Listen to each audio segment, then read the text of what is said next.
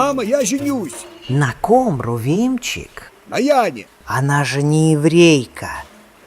Какой позор! Только через мой труп.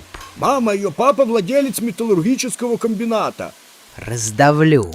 Из комнаты раздается голос отца. Рувимчик, женись!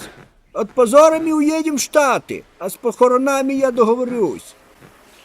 Шлемазлы!